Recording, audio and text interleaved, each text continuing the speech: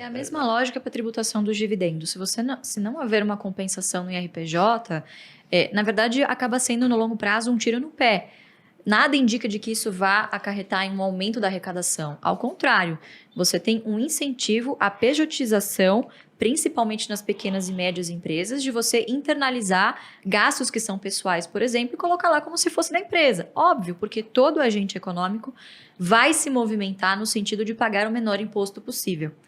Então, a gente precisa conversar quando fala de tributar dividendos, né? Que é um fantasma que assombra os investidores desde o momento em que o dividendo deixou de ser tributado. Né? Para quem não sabe, até 95 o dividendo era tributado. Então, a estratégia nasceu com o dividendo já sendo tributado. Você tinha um sócio ali a mais, que era a receita comendo um pedacinho da sua rentabilidade.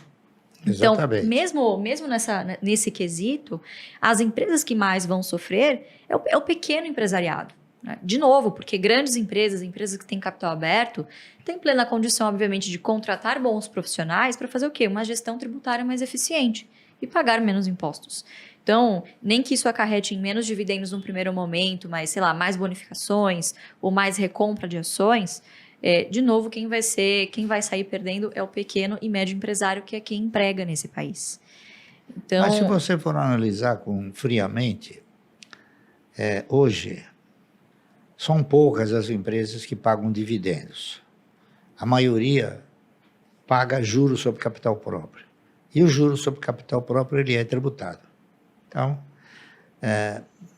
eu não sei até que ponto a tributação do dividendo poderia ser uma alavanca para o governo tributar mais. Ao contrário, ele vai inibir o cidadão de investir. É verdade. Tá correto? Então, se pega lá fora, o pessoal quase não paga. É uma coisa que está sendo avaliada. Até agora não se falou em tributar o dividendo com tanta intensidade, porque a gente já teve a oportunidade de conversar com alguns parlamentares. Eu era presidente do Conselho Regional de Economia, então perguntaram para mim o que eu achava sobre tributar dividendo, tá certo? Eu respondi o seguinte: taxar dividendos é miopia tributária. Por quê? Porque na época em que o dividendo era taxado, a maioria dos empresários pagavam um dividendo pequeno, davam proventos através de outros mecanismos, tá entendendo?